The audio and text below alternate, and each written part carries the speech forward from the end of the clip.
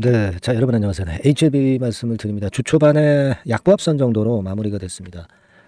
근데 여러분들에게 제가 이전에 말씀을 드렸지만은 이 외국계 특히 그 신한투자증권 이쪽에서 매수 매도를 하는 것은요.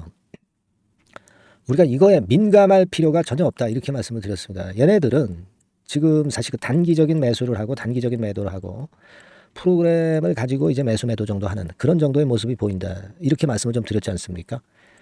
근데 우리가 잘 보면 월요일 같은 경우도 신한투자증권에서 33만 3천 주 정도 순매도가 또 나왔어요. 어김없이 샀다가 팔았다가 샀다가 팔았다가 막 이런 형태의 매매죠. 그래서 일별로 한번 보면은요. 일별로 한번 보시면 이렇습니다. 자, 제가 이전 영상에서도 말씀을 드렸지만 샀다 팔았다 하는 양태의 매매를 계속 지속하고 있어요. 그러니까 얘네들은 프로그램 매수 매도 정도 하는 거고 단기적인 매매 정도 하니까 얘네들 동향을 보고 샀다고 우리가 좋아할 필요 없고 팔았다고 우리가 실망할 필요 없다. 일희일비할 필요가 없다. 이렇게 말씀을 드렸어요. 그보다 더 중요한 것은 골드만삭스나 JP모건이다. 네, 이런 말씀을 드렸습니다. 그죠? 그러니까 신한투자증권이나 이따가 제가 말씀드리겠지만 또 하나 있어요. 모건스탠리 있죠. 네, 얘네들도 그냥 단기 매매를 하는 정도예요. 그리고 심지가 굳어가지고 계속 순매수를 한 쪽은 골드만삭스와 JP모건입니다. 요 창구 동향에 대한 특징을 여러분들이 아시고 매매를 하시면 상당히 많은 참고가 되지 않겠나 이렇게 좀 생각이 들어요. 그리고 한국증권하고 신한하고는 또 같은 통속이고요. 이렇게 이퀄이 되고 되게 그런 식으로 우리가 판단하면 됩니다. 그래서 이 부분을 한번 다시 한번 챙겨보고요. 그리고 우리가 10만 원 선의 물량이 있기는 한데 진짜 있는가 이 매물대 분석을 통해서 한번 살펴보는 시간을 제가 가져볼 거예요. 아시겠죠? 그리고 뭐 재료적인 측면에서 앞으로 나올 거, 이 부분 다시 말씀을 드리고, 이런 순서로 오늘 진행을 할 거고요. 영상 후반부에는 8월의 대박주는 7월에 잡아야죠. 대박주 새로운 거 하나 말씀을 드리도록 하겠습니다. 참고하시기 바랍니다. 그리고 HLB와 관련해서 궁금한 거는 항상 열려 있습니다, 여러분. 그리고 메시지를 좀 받으셔야 돼요. HLB라고 문자 주시면 됩니다. 자, 그럼 HLB 말씀드립니다. 자, 제가 아까 그 서두에 말씀을 좀 드렸지만은요. 이게요. 지금 5월 한 20일부터 지금까지 상관해 가지고 가장 그 매수를 많이 한 창구를 외국계 창구로 제가 일전에 말씀을 드렸습니다. 다시 한번 보면 자 5월 20일부터 지금까지 골드만삭스라든가 신한증권이라든가 JP모건, 모건스탠리까지 뭐 요 정도만 보겠습니다. 그러면 요 모건하고 이 신한투자 얘네들은 맨날 그 샀다 팔았다 하는 애들이고 JP모건하고 골드만삭스는 계속 순매수를 해왔던 창구라고 말씀을 드렸습니다. 그렇죠, 여러분. 그래서 여기서도 보면 모건스탠리 같은 경우도요. 지난번에 말씀을 안 드렸지만 5월 20일부터 얘네들 매매 행태를 좀 보면 뭐 자 보십시오. 자 샀다가 뭐 좀 팔고 샀다가 팔고 뭐 좀 지저분한 매매를 모건스탠리도 역시 하고 있어요. 그죠? 신한 같은 경우는 어떻습니까? 얘는 제가 보여드렸지만 5월 20일부터 되게 동향을 보면 여기서부터 보면 샀다가 팔고 뭐 지저분한 매매를 계속하고 있어요. 얘네들이 그러니까 오늘 팔았다는 게 무슨 의미가 있습니까, 여러분? 네? 의미 하나도 없어. 이거 뭐 우리가 생각할 가치조차 없는 거야. 그리고 제가 말씀드렸던 골드만삭스 얼마나 그 일관성이 있어요. 이때부터 해가지고 쭉 순매수. 얘네들이 안 파는데 주가가 밀리겠어요? 안 그래요? 그리고 또 어디라고 그랬어요? 골드만하고 그 JP모건이라고 그랬잖아요. JP모건도 한번 봅시다, 여러분. JP모건 같은 경우도 얘네들은 초반에 약간 샀다 팔았지만은 그 다음에는 좀 사는 쪽으로 그나마 좀 낫습니다. 그죠? 되게 외인 창구들이 이런 행보를 보여주고 있어요. 그러니까 우리가 그 신한투자증권이 샀다 팔았다 여기에 연연할 필요가 하나도 없다. 네, 이 말씀을 좀 드리고 싶은 겁니다. 물론 전체적인 외인 동향은 물론 중요할 수는 있는데요. 샀다 팔았다 하지만 결국 순매수가 증가하면 이런 식으로 외인 매수가 이제 증가하면서 주가가 올라가는데 아직 이 방향성은 그렇게 크게 그 변동이 없어요. 그죠? 네. 여기서 조금 매도를 했겠지. 매도를 했는데 조금 요런 식으로 되겠죠. 그죠? 내일 되면 요런 식으로 되는데 기본적으로 이렇게 그 저점 고점이 올라가는 순매수 기준은 아직 그렇게 크게 변동은 없고 말씀을 드리고 싶은 부분은 외인의 그 단타 창구의 매매를 너무 민감하게 생각하지 말라 이거죠. 기껏 해봐야 그 외인들 매도 70만 주 나왔지만 0.97% 하락밖에 더 했겠어요. 이 정도 하락만 나타났단 말이에요. 별거 아니다 이거예요. 아시겠죠? 자, 그리고 또 하나 보여드릴 것은 제가 이 물량이 10만 원대 오면 많이 있느냐 별로 없다라고 말씀을 드렸습니다. 근데 말로만 그렇게 제가 말씀을 드릴 게 아니고 매물로 한번 보자고 매물로. 매물로 한번 봅시다. 매물로 보면은 이 기간에 따라서 조금씩 틀려요. 뭐 예를 들면 자, 이 기간에 따라서 틀린 2월부터 금년도 한 2월부터 보면은 네, 이런 식으로 돼 있어 가지고요. 이미 6, 7만 원대 그 거래 많았던 지역을 완전히 돌파를 했어. 그죠? 그다음에 작년 10월 기준으로 볼까요?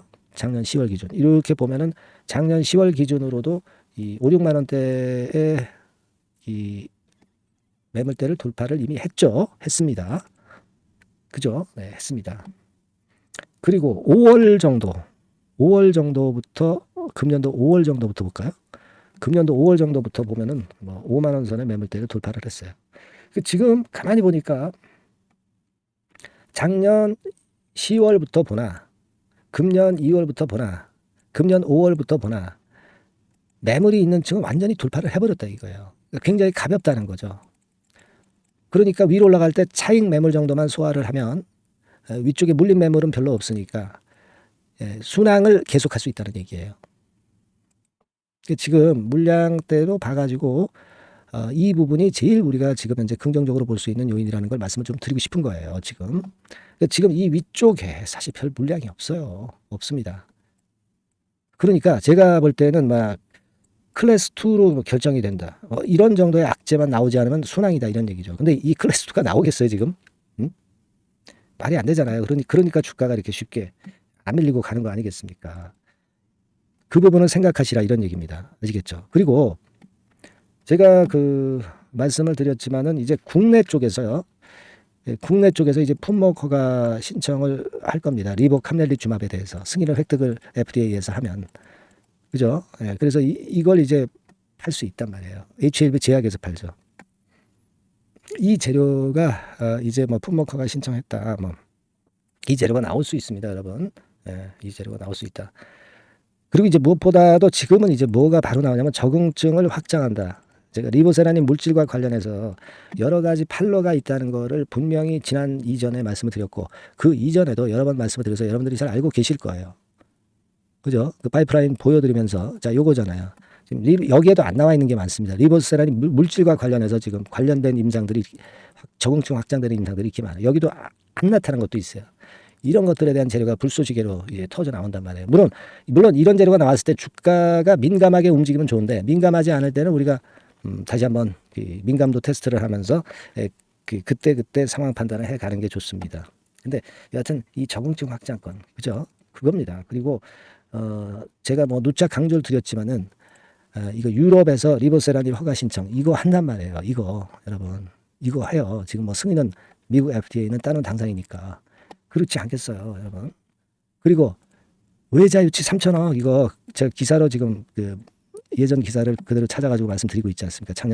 금년도 1월에 나왔던 기사인데 이게 이제 국부 펀드, 해외 국부 펀드 이런 데서 들어온다고요. 뭐 테마색 얘기도 있었고 뭐 여러 가지 그 루머도 많습니다.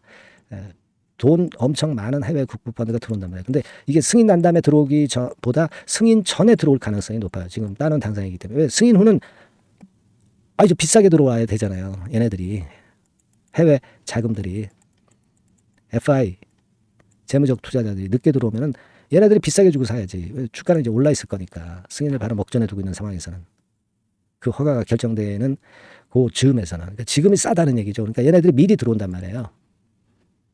이해가 되시죠? 뭐 이런 것들이 지금 현재 있단 말이에요. 그러니까 우리가 막 이런 식으로 가면 뭐 12만 원대 그냥 돌파가 되는 거지 뭐 돌파될 수 있어요. 그죠? 돌파되면 뭐 날아가는 거지. 그래서 제가 뭐 삼성 바이오 한 57조 그리고 셀트리온 한 40조 이 시총을 분명히 넘는다고 그랬잖아요. 영업이익 예상이 있잖아요. 예상. 셀트리온의 3배란 말이에요. 3배. 그거 제가 지난번에 말씀드렸잖아요. 여러 번 말씀드렸지 않습니까? 그거예요, 여러분. 이거 2조입니다. 2조. 지금 2027년도 예상이. 그죠? 셀트리온 한 6천억이야, 지금. 근데 얘가 어리버리한 놈이 40조가 지금 시총이. 말 됩니까? 그러면 2조 가면은 120조 가야 되는 거 아니야, HLB는. 그리고 삼성바이오 같은 경우가 얘가 지금 1조 정도 영업이익인데 시총이 60조 가까이 돼. 그럼 2조면, HLB가 2조면 120조 가야 되잖아. 그러니까 우리가 100조 간다고 자꾸 말씀드리는 게 근거 없이 말씀을 드리는 건 아니에요. 물론 미래에 가는 것이고 당장 100조 가진 않죠.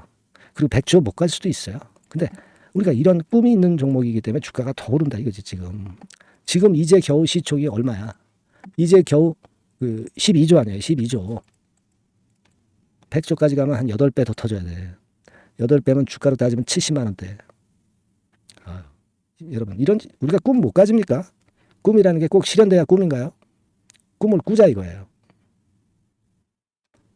아시겠습니까? 100조 못 가니까 야 너 틀렸다 이렇게 말씀하실 게 아니고 이런 꿈을 갖고 가자는 거예요. 상징성입니다. 100조라는 거는. 네? 아시겠죠? 네, 그렇게 하고요. 근데 주가가 얌전히 가게 절대 안 놔둬요. 공매 세력의 농간도 있고 루머도 있고 뭐 여러 가지 주가가 그래서 지그재그 파동을 가지기 때문에 여러분과 저가 머리를 맞대고 그걸 좋은 길을 찾아서 흔드는 자료가 나와도 잘 파악해가지고 그것에 따른 판단을 제대로 하자는 차원에서 HLB라고 문자를 보내달라는 거고 여러분들이 제가 힘이 좀 되도록 응원 문자도 많이 보내달라는 겁니다. 이거 하나 못 보냅니까 여러분? 그죠? 많이 보내주시고요. 응원 많이 해주시고 궁금한 거 있으면 HLB 궁금한 거 있으면 문자로 적어서 보내주세요. 예. 자 그렇게 말씀드릴게요. 네, 그리고 자 대박주 말씀드린다고 그랬습니다. 지금부터 말씀드릴 거니까 말씀 잘 듣고 대박 내세요. 네, 자 대박주 말씀드립니다. 이 대박주는요 7월과 8월에 여러분들이 집중 공략하실 수 있다고 제가 봅니다. 특히 그 하반기에 아마 지속해서 시세를 낼 기한성이 상당히 높고요. 목표는 더블 가격 정도 보고 있고 CXL 관련주에서 우리가 종목을 선정을 해봤습니다. 네. 여러분들이 그 CXL 하면은 많이 들어보신 듯한데 뭐가 뭔지 잘 모르실 수도 있는 그런 부분이에요. 그죠? 핵심을 우리가 이해하기가 좀 어려울 수도 있는 그런 개념인데 네이버 같은 데 찾아보시면 막 어떻게 나옵니까? 막 이런 정도로 나오죠. D램 용량을 획기적으로 확정할 수 있다. 막 이렇게 나오는데 이게 무슨 얘기인지 감 잡기가 어려우실 수도 있는데요. 한마디로 말씀드려서 데이터를 운반하는 도로를 확장한다. 도로를 확장한다는 개념으로 보시면 굉장히 여러분들이 이해하기가 쉬울 거예요. 도로가 확장이 되면 물류가 원활해지죠. 컴퓨터 그 시스템 자체가 굉장히 원활해진다는 거예요. 그래서 이것과 그 HBM과의 차이점이 간단히 하나 있어요. 근데 HBM보다 이 CXL 같은 경우가 상당히 그 강점이 더 많습니다. 그래서 이게 하반기에 CXL이 시장을 리드를 할 가능성이 상당히 많다. 이렇게 보고 있는데 자 그림을 통해서 보자면은 메모리 확장성 막 이렇게 나와 있죠. 하지만 이런 그림보다는 아까 말씀을 드린 대로 도로가 확장이 된다. 아마 이 정도로만 이해하시면 되는데 그만큼 이 측면에 이 CXL 섹터에 현재 칼을 갈고 있는 것이 어딘가 하면은 삼성전자에서 칼을 갈고 있어요. 삼성전자가 손대면 난리 나죠, 여러분. 이 부분이 아마 하반기에 핵심이 될 가능성이 높아요. 이게요, 성장률이 엄청납니다. 유리기판이나 온 디바이스 대비해서 성장률이 엄청나게 좋아요. 참고적으로 그림을 한번 보시면 요 정도입니다. 그러니까 특히 24년에도 증가를 꽤 하지만 25년도에 훨씬 더 증가율이 대단히 증가하고 26년도에는 그만큼 기하급수적으로 늘어난단 말이에요. 그러니까 달러로 얘기할 때 한 24억 달러 수준까지 넘어간단 말이에요. 원화로 환산을 하면은 뭐 어마어마하죠. 그죠? 공세에 더 붙여야 되잖아요.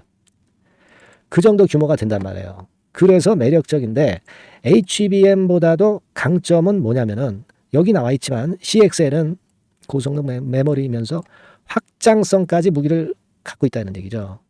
그러니까 HBM하고 같은 점은 고성능 메모리인데 CXL이 더 유리한 부분은 확장성까지 있기 때문에 초우월성을 보유하고 있다. 이거예요. 그겁니다, 지금. 그게 핵심이다 이런 얘기예요. 그래서 이 CXL 관련주 섹터를 에서 한 종목을 제가 선정을 했고요. 요거는요. 그냥 뭐 종목만 띡 드리고 마는 게 아니라 종목을 알아봐야 무슨 소용이 있어. 정확한 매수 타임, 분할 매수 타임이라든가 또는 뭐 분할 매도도 있을 수 있고 비중 조정도 필요하고 이 매수부터 매도까지 타임을 제가 정해서 계속 케어를 해 나갈 거예요, 여러분들.